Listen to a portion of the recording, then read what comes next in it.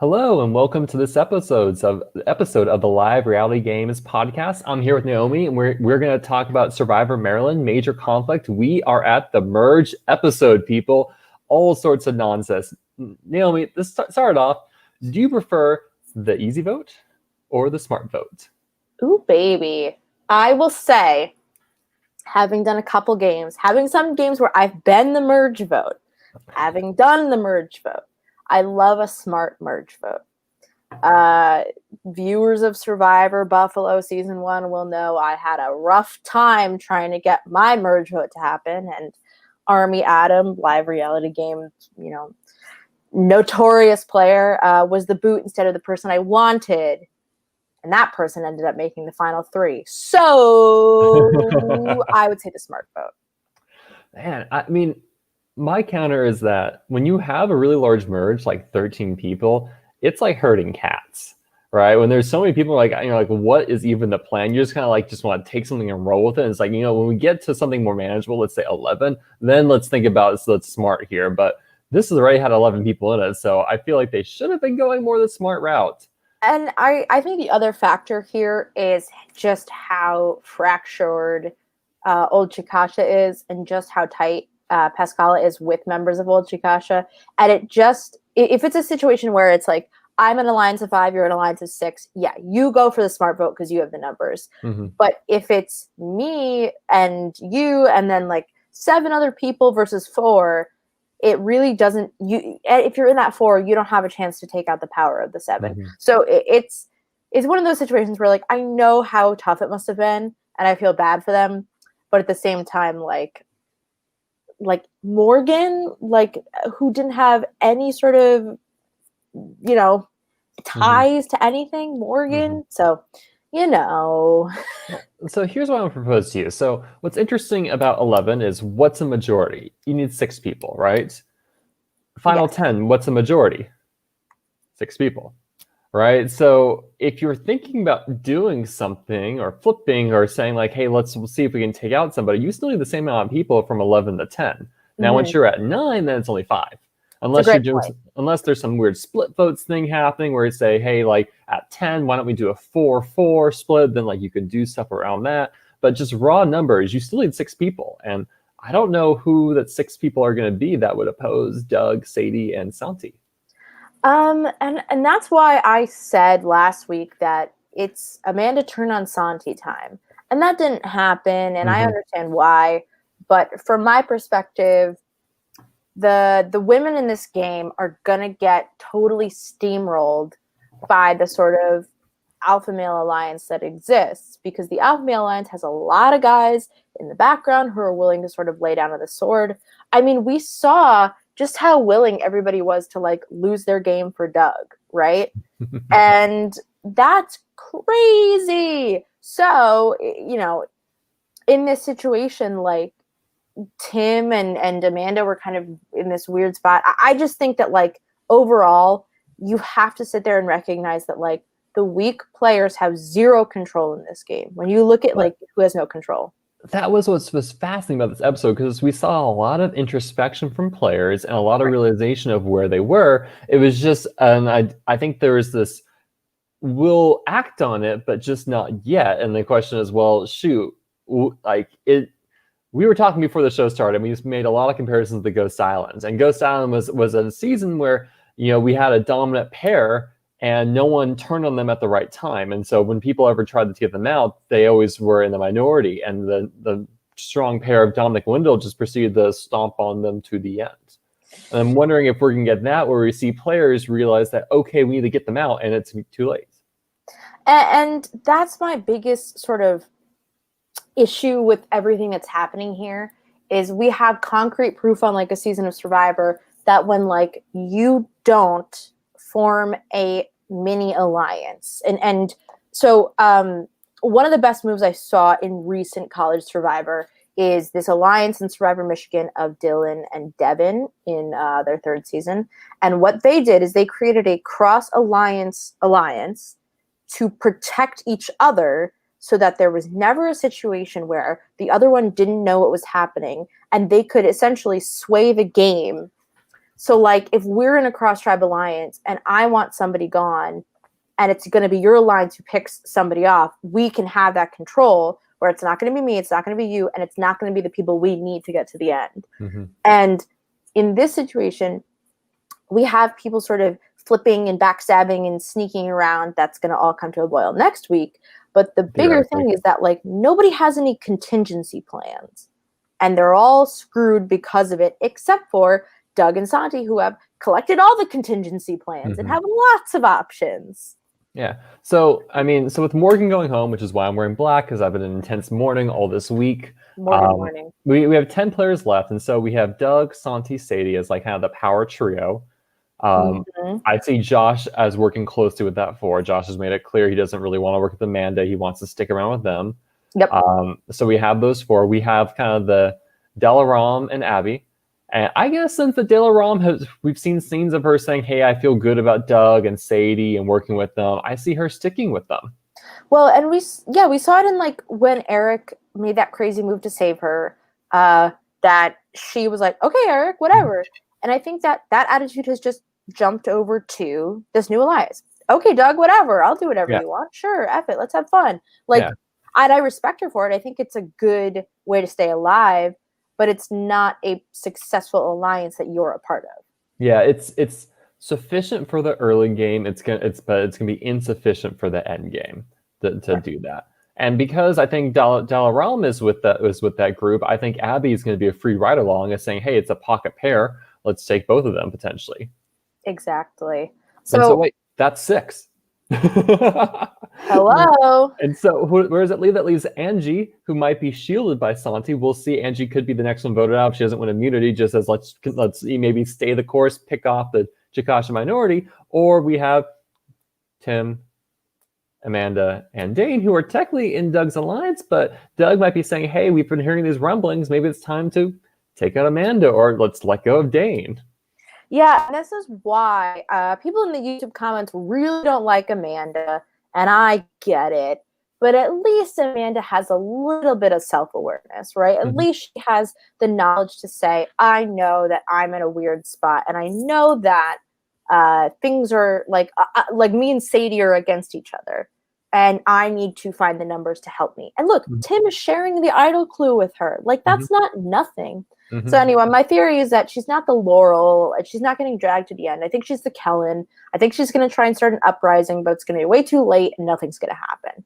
That's my theory. I see either as Sadie goes ahead and just takes the shot next episode, where Sadie is like, look, why am I keeping someone in the game who wants me out? Let's just get rid of her, right? And people will capitulate because you have Angie and Abby who are just like, it's not us. This is a step in the right direction.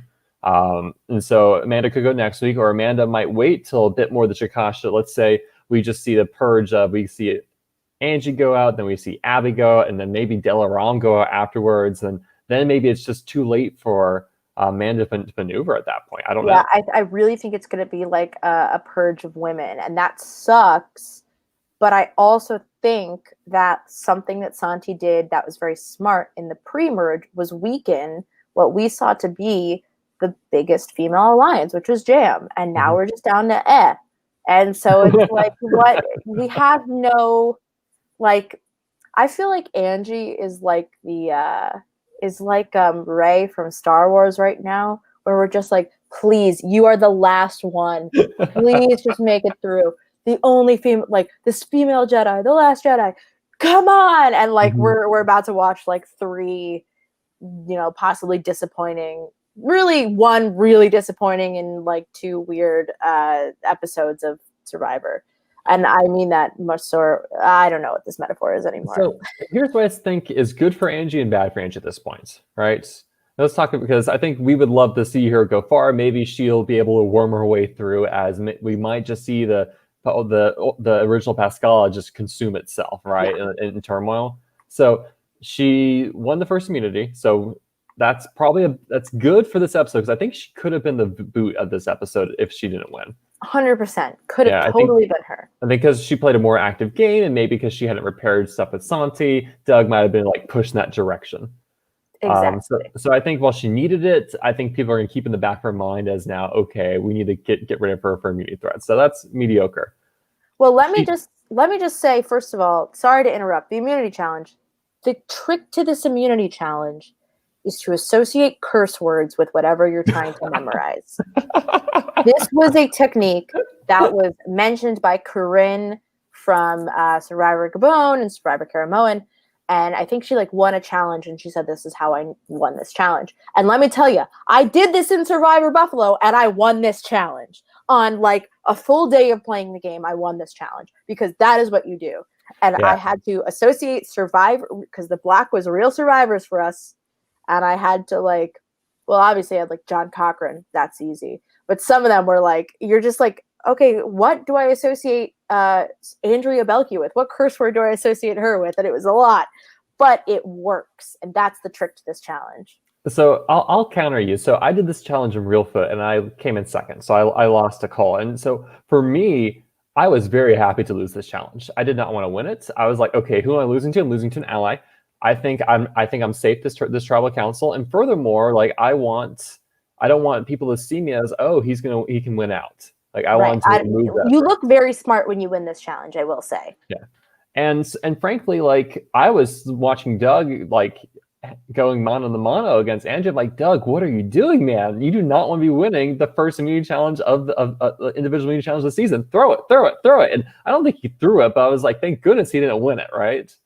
I mean, thank goodness he didn't win it. And to another extent, he had a lot going on. And I think him winning was not necessary whatsoever because the last thing Doug needs is to seem like he's good at challenges. Yes. And because he has a whole group of people to protect him, he does not need anybody to he does not need to be safely wrapped in an immunity necklace. He's fine.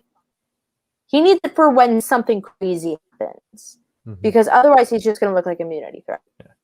So I'd like to get back to the dissertation on Angie. Yes, please. So I'm so sorry, Professor. Yeah, no, this is fun. Middle of the road, I think winning immunity, necessary, but it's going to cause issues later on.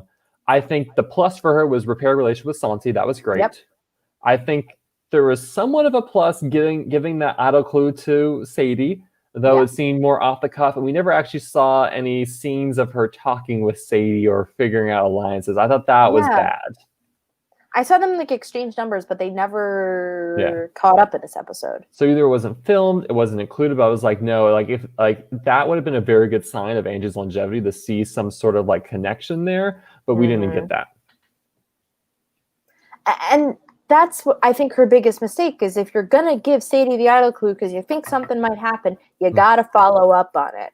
And if you don't follow up on it really actively, maybe we'll see bits and pieces next episode because, that's when it mattered, right? But for now, there's no point in making allies and losing an ally that is more important to you than making a new ally that's probably going to be iffy on you. Well, so are you saying she should have given the clue to Morgan? I do think so. And I think that George and Anders made a great point on the recap podcast where they said, fake it. Because we know that the idol clue indicates that the idol is at the challenge. But you should either just go on and grab that idol or fake it and fake that you found another idol. And because for all intents and purposes, that's what this phrase is, Doug is the only person who knows that there are 2 idols that have been found. Yeah. Everybody else knows, enough people know there's 1 idol found, but nobody knows that the second idol was found. So let's say Tim he says 3 idols are in play, I believe, right? In the episode.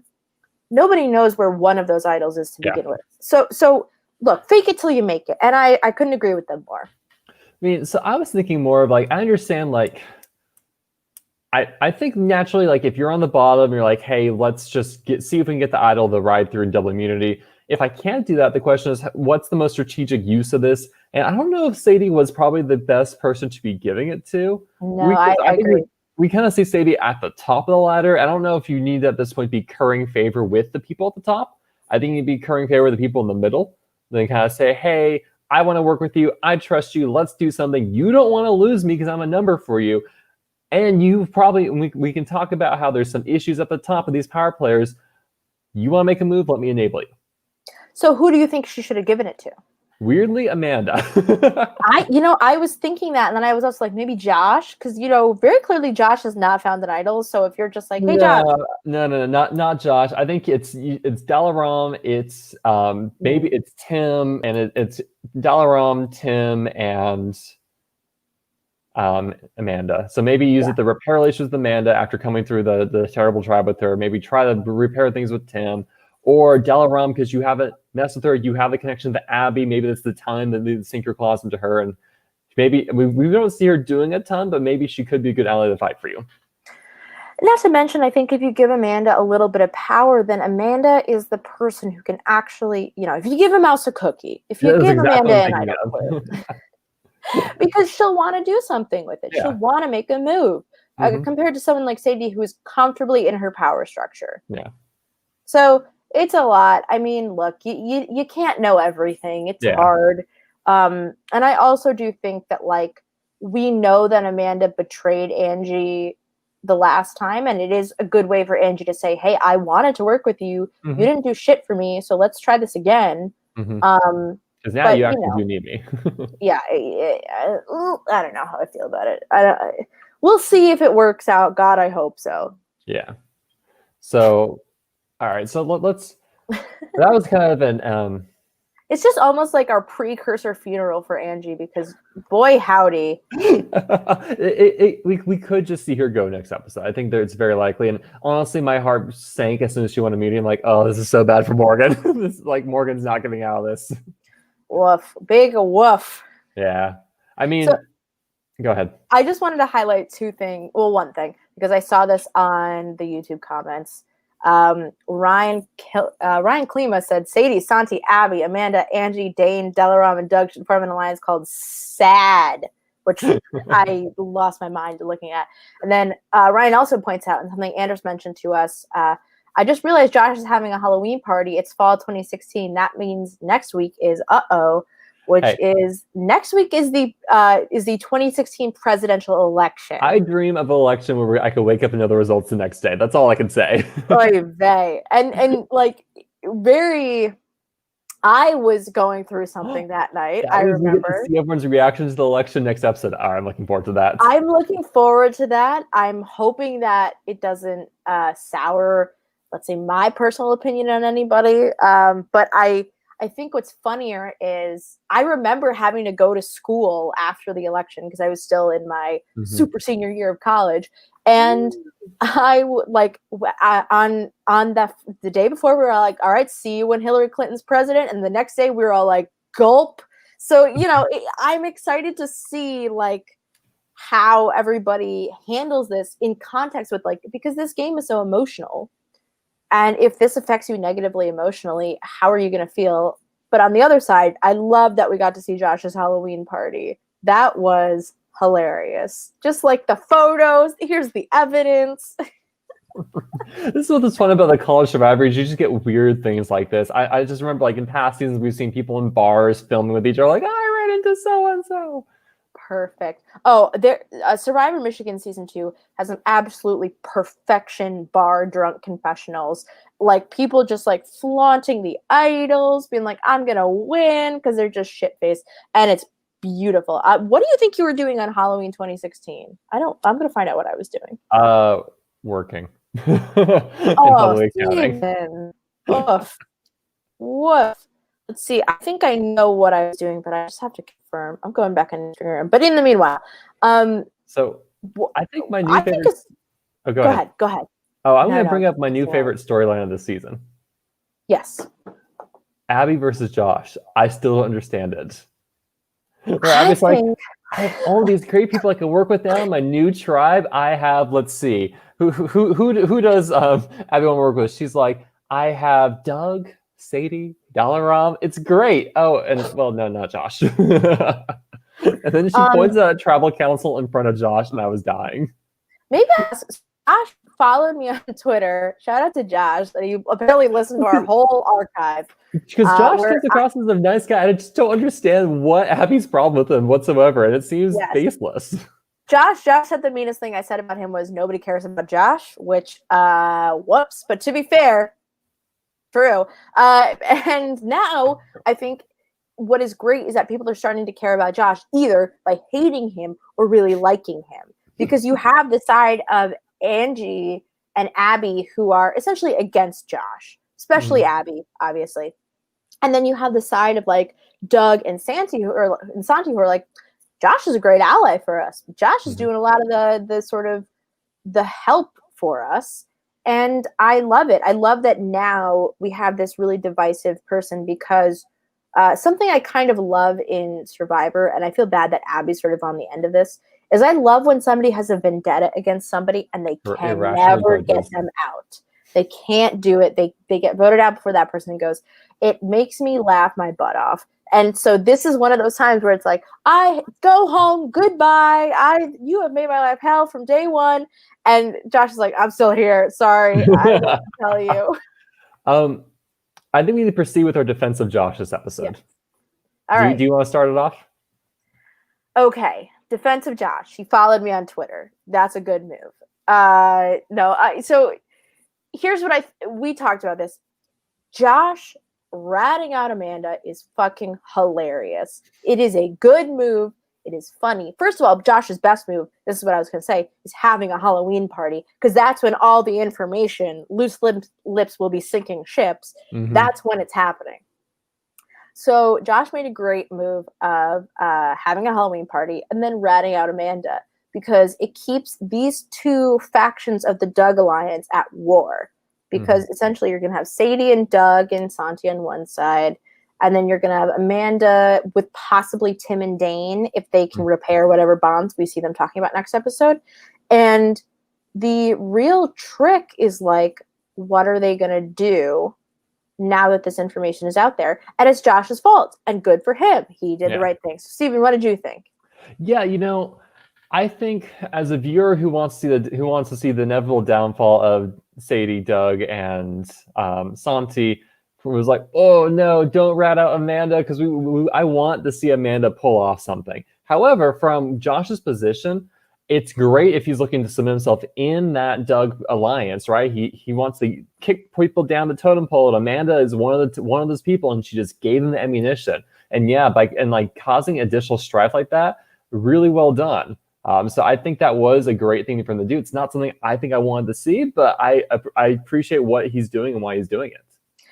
Exactly. And at the end of the day, I it's funny. At first I was watching this, I was like, okay, Doug and Amanda and Josh, like, let's go, alliance, let's rise up against the powers of Doug. And then he ratted on her, and I was like, this is even funnier. Like, and I guess that's my point, is I really thought it was hilarious. One thing that wasn't clear to me is, did it get back to Amanda that Josh ratted her out? I don't know. I'm gonna have to. I guess we'll find out next episode. It definitely was going around to other people that it was Josh's it seemed fault. like everyone else knew at that point, like this had happened. So I imagine it will eventually, and I think we will see next episode. Amanda is just probably not gonna be very happy. Sorry, Amanda. That's what you get for talking smack about your alliance members when it's an easy merge vote. Sorry. But we were just saying, like, you shouldn't maybe be the easy vote. You should go the smart vote, especially like 11's a big number, but it goes fast. Yeah. And on this topic also, what do you think about Sadie's response? Because Sadie, I think, actually does something smart where she doesn't say, let's go, Amanda. I need to go, Amanda. She goes, okay, noted. And then like waits. It's like in Sequester sometimes where it's like, this person's throwing your name out, but they're safe. So you're like, I'm gonna get you. I'm gonna get you. You just watch your ass. I'm coming for you, but not right now. I think if you're Sadie, I think eventually you need to get Amanda out at some point. The question is when. I agree that I think it's probably best off to like take out some of the people who are the minority alliance first to prevent them from getting a larger stranglehold in the game, given where Sadie is in her power position.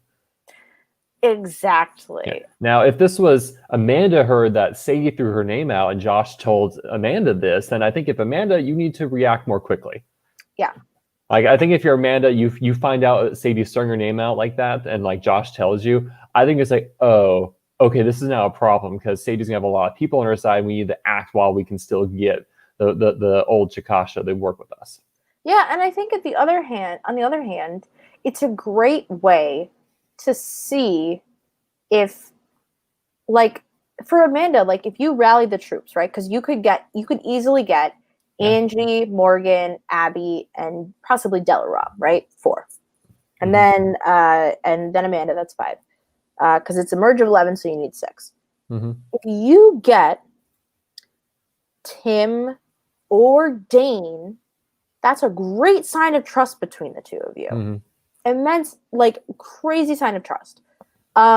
So when we like see this happening, we're like, Amanda, if you had just like you could get Tim to make this move and say, hey, we rise up in the ranks in the Doug land. And so I agree with you. I think Amanda needed to be more proactive, but Sadie essentially comes out on top here because she is not she's not reactive. She just sits. I loved Amanda's frustration and horror when she's talking to Tim, like, hey, we might need to get Santi out. And Tim's like, well, as long as it doesn't endanger my friendship, I'll do it. And Amanda's like, just this realizing there's all these webs of friendships and that people are very unwilling to break because, well, they're friends, right? And it causes weird complications in Survivor. We've seen this in All-Star seasons. And Amanda's like, well, how do I deal with this? And again, I think I don't remember if it was Amanda or Sadie. I think Sadie is falling into this more. They're both in like this Nicole Senti spot of like so struggling to make a decision because they are burdened by the friendships that they have. Yeah. And they can't do anything. Whereas we found that a lot of the male players in Survivor Maryland are much more willing, and we see it with some people, Holly's a great example of that. I think Emily, the winner from a couple seasons ago, are great examples of last season. I like, to be fair, I also re-binged all of Survivor Maryland in quarantine early on. So everything is new again. But this is all to say that I think that the men in Survivor Maryland are much more often going to be cutthroat to their friends and ask for permission later. We see Chris Thomas dog Holly so hard.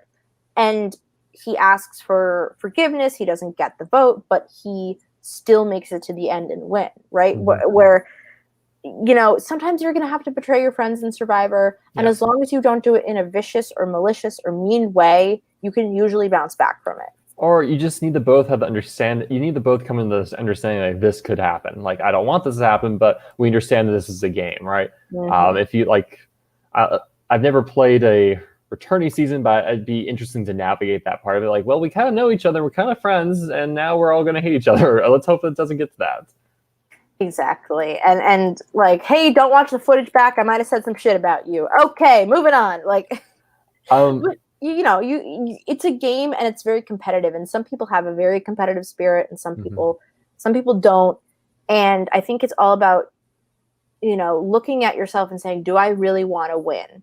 Okay, yes. So what am I doing? What am I doing? Shake yourself, like wake yourself up.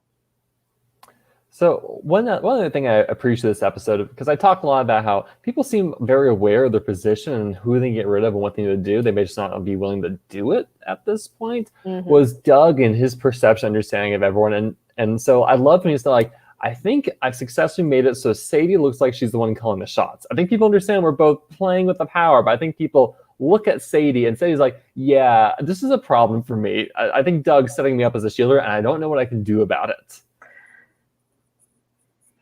Sorry. I mean, I don't know either. I don't really know either what she can do about it. Yeah. Do you have a theory? I was like, well, it sucks. Yeah, it's like decouple yourself from Doug and vote him out. I don't know. But like, did you watch Extreme Home Makeover ever? Like the Move That Bus? I've seen it. Vote him out, and then the bus pulls away and Doug's gone. I think like everybody in the YouTube chat is in the comments is very frustrated about Doug's success.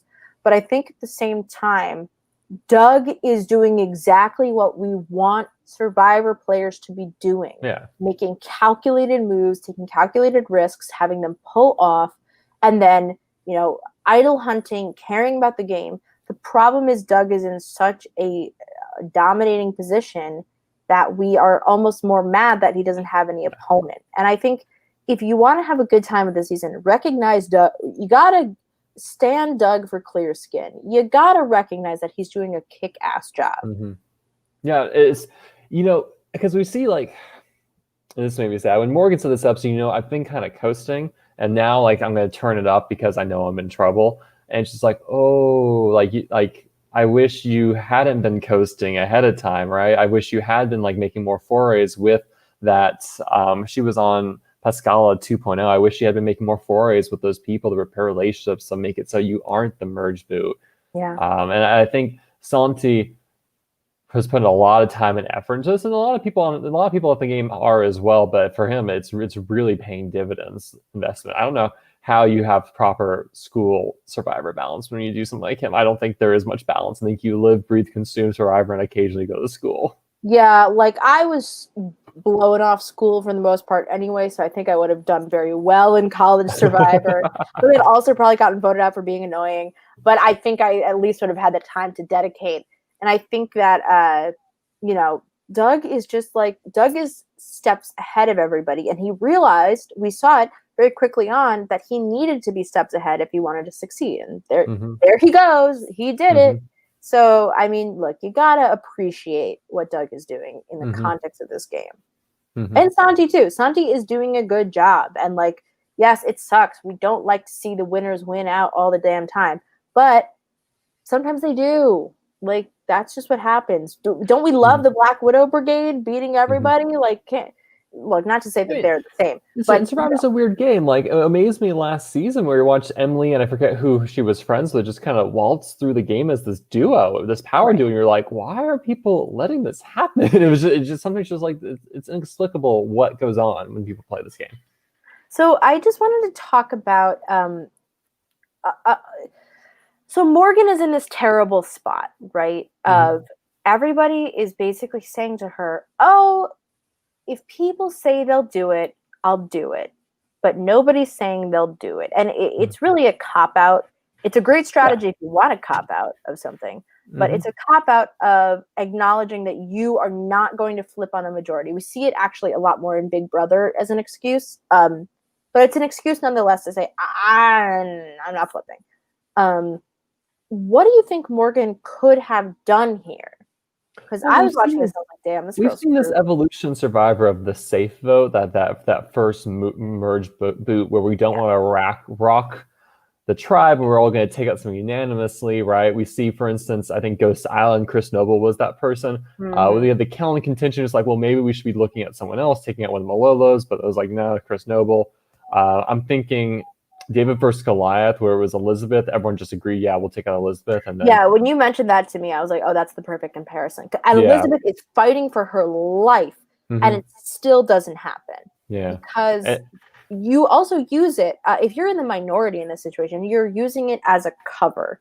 You're saying, oh, one more vote, and then I'll be fine. But, like, you should recognize that, no, you're not going to be fine just because this person goes home. You're next. You're still next. Yeah, and David versus Goliath, the Davids who are minority are like, hey, yeah, we'll offer up Elizabeth, but the Goliaths, they're working. It's like, but you gotta like work with us going forward, right? There has to be a tit for tat. And the one of the Davids go home, the Goliath's like, yeah, we're gonna take out another next, and they start aiming for Christian. And now you need an idol to save yourself. Like it's this is what like I do feel bad about this season, and I do feel bad about the players in the season who are in this sort of lesser positions, is because like I just don't see, and God, I hope I'm wrong, I don't see somebody like Delaram or Abby pulling out their bag of tricks and saving themselves from the inevitable. Yeah, it's just not registering. We need to see. We really need to see Delaram and Abby being convinced by Amanda and Tim to say, "Hey, we need to take out Santi." Or hey, we need to take out Sadie, and we can't do without you. And they pull Angie with her, or something like that. And even though, it's gonna be hard because 10 people's a lot of people. But when you look at how I feel like we have a lens of 4 people sitting there: Josh, Doug, Sadie, and Santi. It's like that locks things up. And I think again, it just goes to show that the smartest move Doug and Santi made, besides taking out Jam, was getting Josh. They said, that guy's an asset, let's pull him in. And it really has paid in dividends for the two of them. And I have to respect that move. And you that's why you see Mike and Liam be like, oh, should we go talk to Josh? No? Okay. And Steven, before you say anything, we have a guest here. And I just want to say, thank goodness. Woo! Hey, Morgan, how's it going? Hi, Sorry Morgan. for the delay in communication, but we are super excited. We started without you. I hope you don't mind, but we just have a couple questions about your time on Survivor Maryland. I'm Naomi, and we have Steven here as well. Hello. And it's great to meet you. You were Steven's winner pick, and he's about to tell you how devastated he is. I'm so sorry. I'm wearing black and mourning. It's been a terrible week because of watching you go home in Survivor. It was really funny to watch the episode and be like, oh, Steven's going to be pissed in 2 days. As soon as Angie went immunity, I'm like, oh, I'm not going to be happy with this outcome. So, first of all, could you tell us like how you got involved in Survivor Maryland and like what brought you in? So I was actually in the same business fraternity as Kevel. So when he was playing and towards the end when they were like recruiting for the next season, he was like, is anyone interested? And surprisingly, I think I was the only one that like clicked the link he sent out, but that's kind of like how I heard about it. And then I went and binge watched all the past seasons. And I was like, okay, yeah, it's like, I got to do this. Do you have a favorite former player, I assume, besides Kevel? I'd say maybe Katie. Katie whips ass. Like, yeah. So, Steven, I know you had a lot of questions. You just take us away, man. All right. Can I ask you nerdy accounting questions first? Okay. All right. So, because you were an accounting major, correct? Mm-hmm. Okay. Did you go into accounting after you graduated? Yeah, I'm actually an auditor right now. So accounting ended up working out for me. Nice. Haven't played Bolo since, so definitely more on the accounting side. I mean, it's always a good backup just in case, right? Yeah. That was did you expect to rock that challenge like you did with the Bolos? No, but once I realized, like, you kind of just have to get, like, one good arm motion down and stand in one place. I was like, okay, like, this is something I might be good at. Because, like, whenever I play Bolos, there's always, like, a bit of a learning curve. It takes me more than, like, one throw, and you were, like, immediately, you got it. Well, I also was under a bit more pressure. I was like, definitely cannot lose this. The Bolos are like the meanest live reality game like part of a challenge you can put in. I feel like they are. If you fuck them up, everybody's like, how did you fuck up throwing balls on a string? You're like, I don't know, they're balls on a string. Nobody throws them around these days. And I think the biggest question for us, having watched this whole season and talked about it, is who did you actually think might have flipped with you, and who was just serving you like a platter of BS? Like, I know you talked about it a little bit on the after show, but like, who was giving you some actual, like, I'm sorry, I'm not going to vote with you, and who was just like, oh, maybe I'll think about it?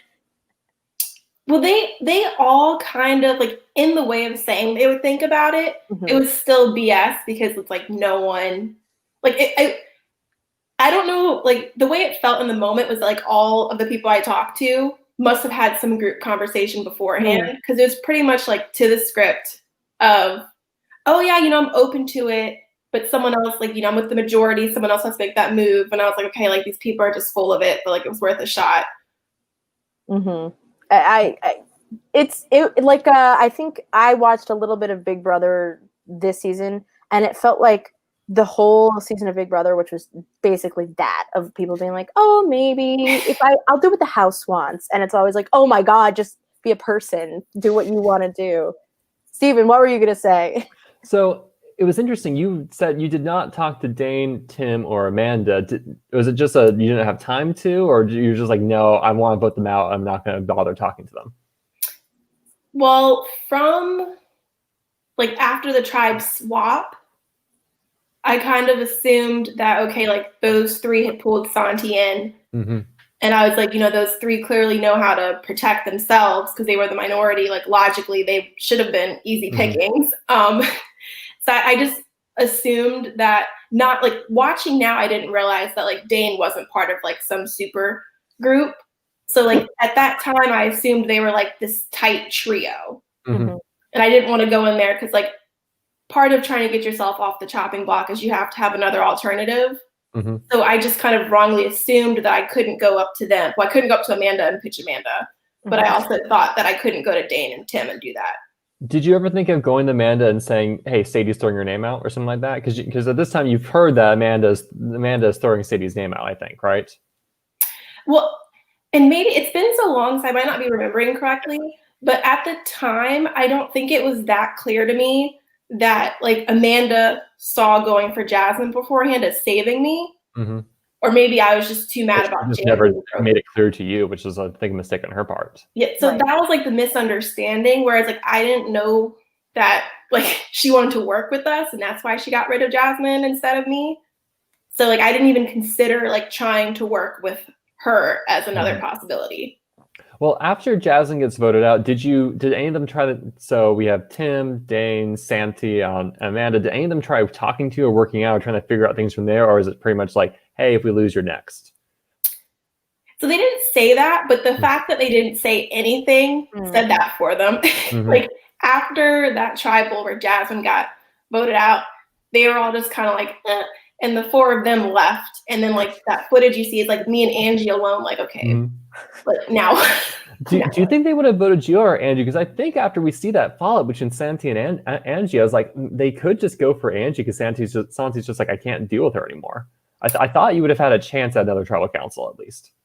I still think like she probably could have talked to him to, because at that point I doubt they would have cared between the two of us who went. So, like I don't think it would have been more likely to be one of us than the other. But I think she would have had a better chance of staying because she already had at least some sort of foundation with someone on the tribe. Right. Absolutely.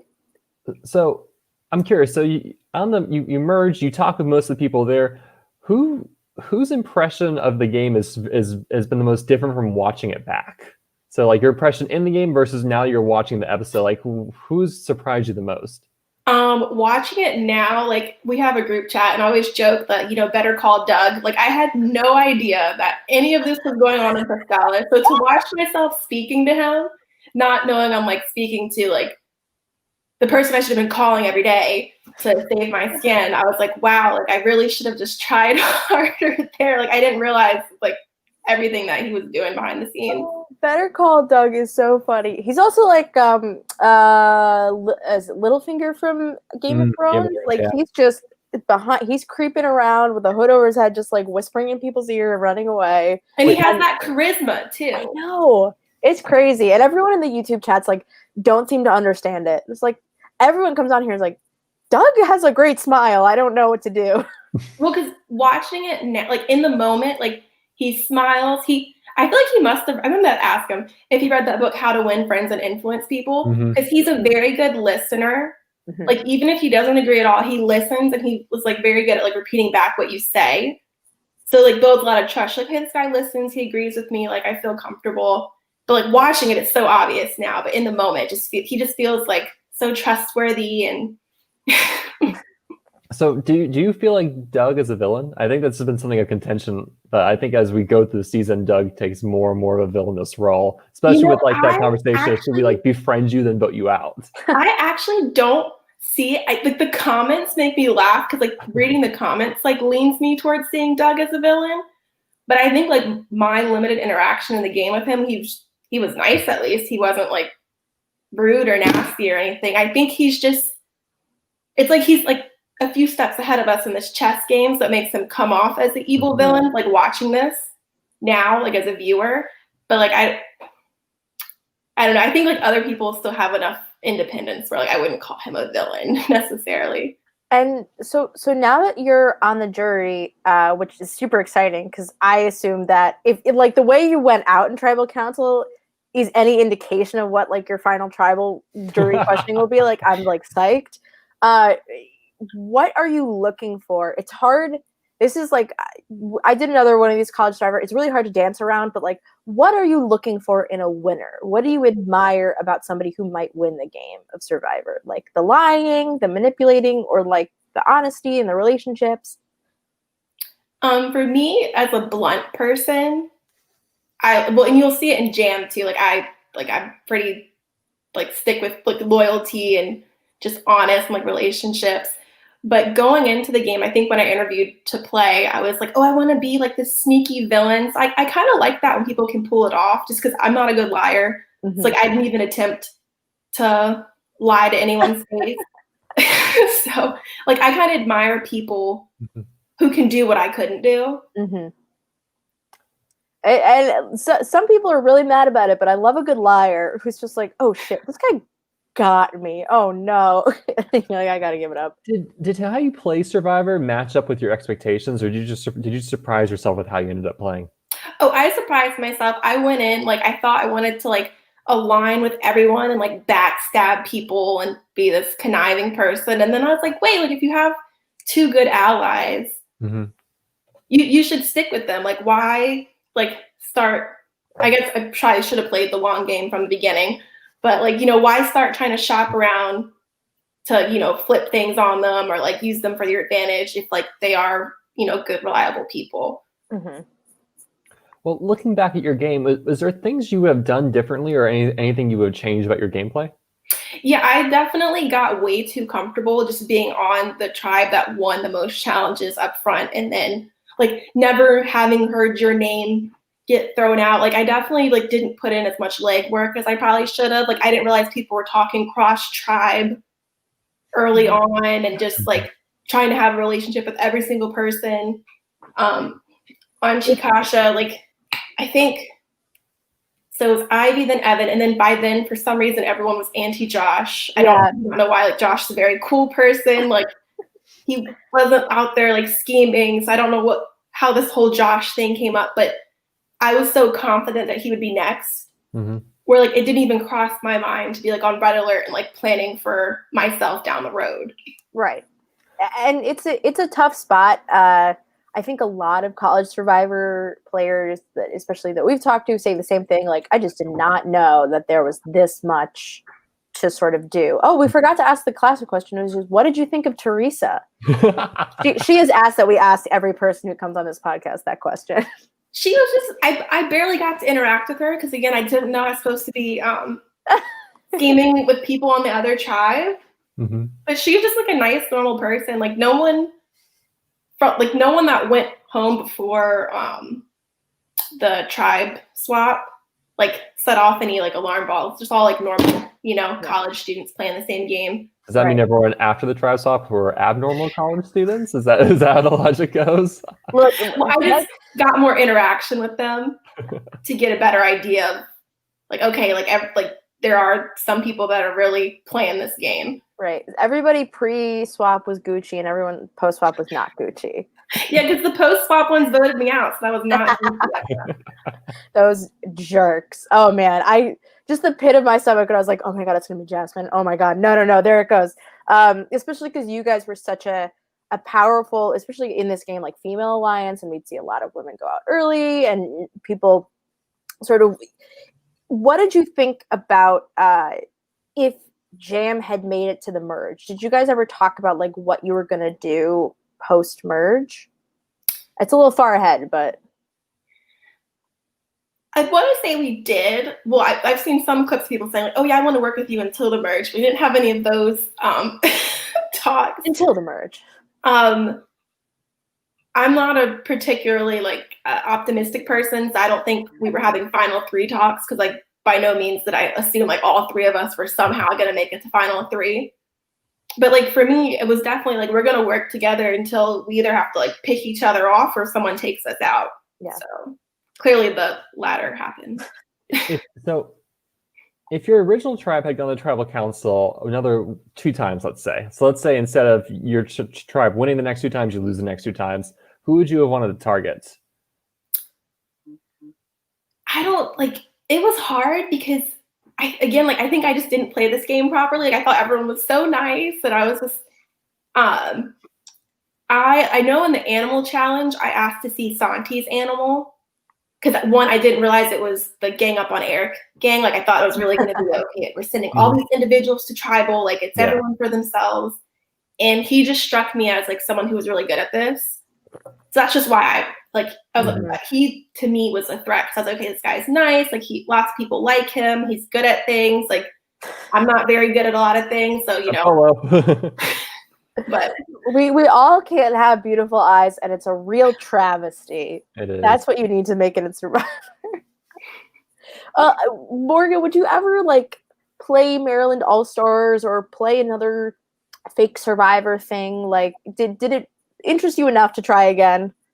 Yeah, like I would play again. It was one of the best things I did in college for sure. Like I still talk about it. My coworkers are like, "Shut up, no one wants to watch you on YouTube." And I'm like, "Please just watch." Like it was so fun. I feel like my coworkers also do not care about fake Survivor, which is My family thinks I'm crazy. Yeah, emotionally tough to deal with. Yeah, my mom only watched 2 episodes. I was very ashamed of her. I was like, "But mom, just keep watching. It gets good." I was wondering also, like, did you walk away from Survivor learning anything about yourself or getting sort of, it was really fun for you, like any sort of new perspective in college or anything like that? Did it transform your world in any shape or form? It definitely just like trying something new Mm-hmm. and it going well, like going forward in my life has always kind of been like, okay, look, I should try other things that I'm not so sure about at first because you don't know what kind of good experience you'll have. Right. It was a great season, I think, overall, and I think a lot of people really enjoyed Jam as an alliance, and then because all of you were interesting in your own way, and not just because you guys were like, oh, the one Phelan alliance that was succeeding in this game. Steven, what else is on your mind? I thought over the course of the season you had some really good intuition and assertions about things that were going on in other players that I thought it was good to hear and was very entertaining. Mm-hmm. I do have one more accounting nerdy question for you. Okay, Steven, you should clarify that, like, you teach accounting. Yeah, so I'm an accounting PhD student. Oh. So why audit over tax compliance? I actually only took one audit course in college. I took all 3 tax classes that Maryland offered. And I actually really wanted to do tax. Like I interviewed at tax firms and just like audit. And the tax guys were like, you're going to be crunching numbers for years before you get to do like any of this cool stuff that you say you're interested in. Like no one's letting you do like any like tax shelters or anything like that. And I was like, oh, it's like I don't know if I want to do tax returns and like potentially go to law school or get a master's in tax. I was like, no, I'll just get a regular CPA license and call it a day. I mean, the CPA is hard enough to get. The fact you have that means you're golden, right? I hope I never have to sit for any exam like FAR ever again in my life. Okay, no. Never and I'm bad at math. hey, accountants don't do math. We do Excel. Yeah, we do Excel. I can't do, like, if you ask me what something plus something, I'm going to pull out my calculator. Or you do a little sum function and call it life. Awesome. Well, Morgan, thank you for taking the time to Morgan. talk to us. Like, we really appreciate it. And we really enjoyed watching you in this season. So we're very sad to see that your time is to an end. Thank you. Awesome. Thank you for joining us. We're just going to wrap it up with our final thoughts of what everyone else is going to do next episode. So we don't want to force you to ignore spoilers or get into spoiler territory. Thank you so much, Morgan. Thank you, Morgan. This was awesome. Thank you. Have a good one. Bye. Bye. And I mean, this episode was just so tough because it was like such an inevitability, and that was like the worst, Yeah, honestly, I don't think there's anything Morgan could have done in the game outside of Angie not winning and her winning immunity. Because I think there's even a point where even if Angie loses, Morgan is still the easy target. It's funny, Morgan's best move was faking an idol, and she didn't really even know why, and that would be to force Doug's hand to be like, oh no, she wouldn't have, I mean, and even that's doesn't save her.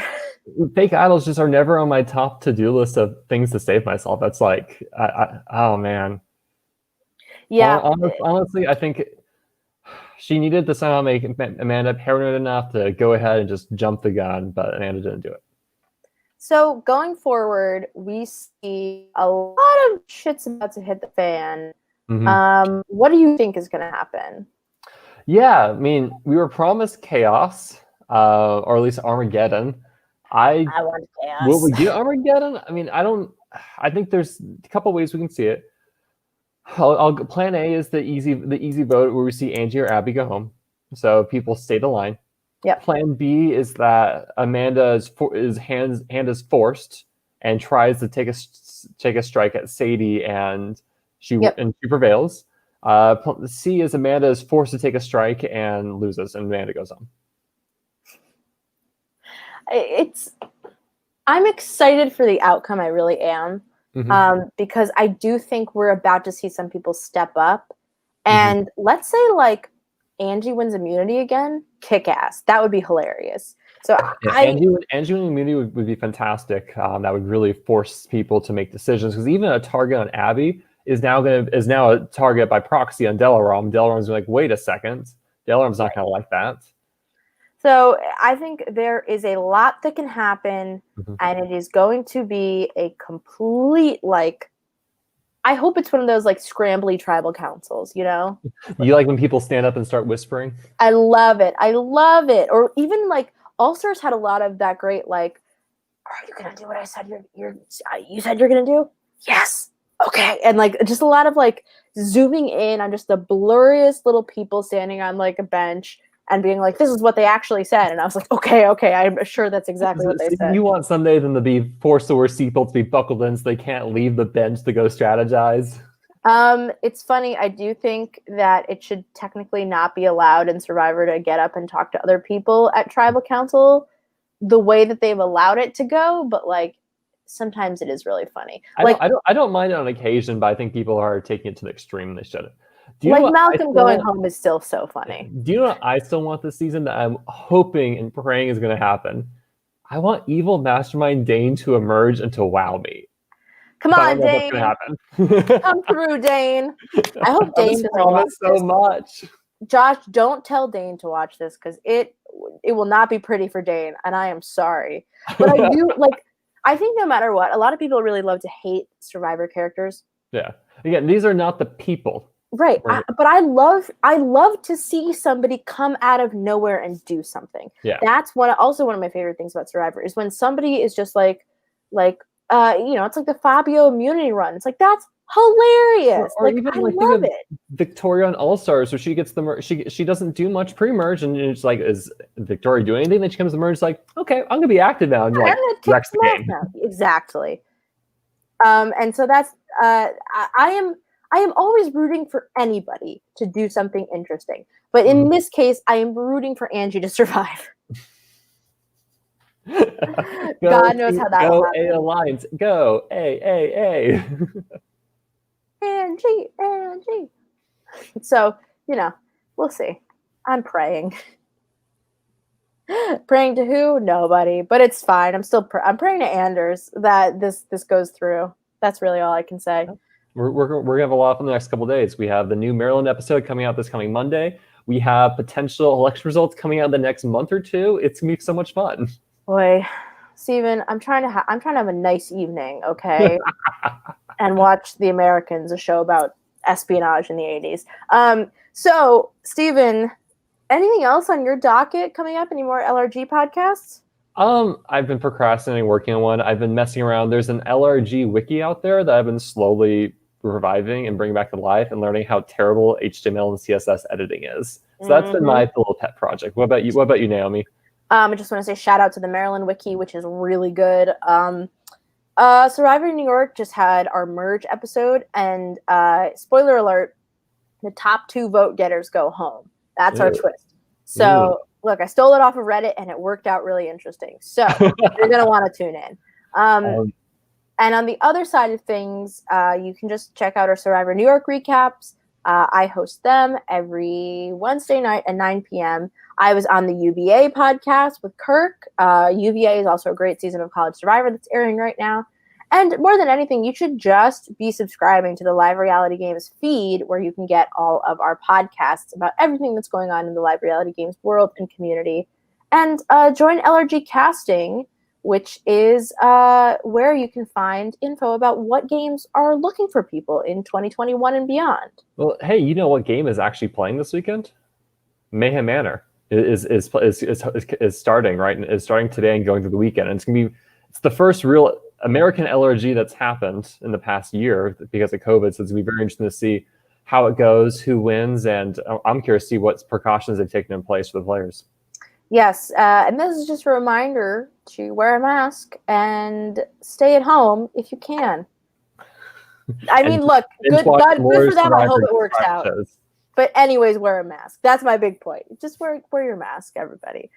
Steven, thank you for being here with me. Mm-hmm. Thank you to Morgan for joining us. And God, I hope we don't talk to Angie next week. Anyone else, please. Anyone else.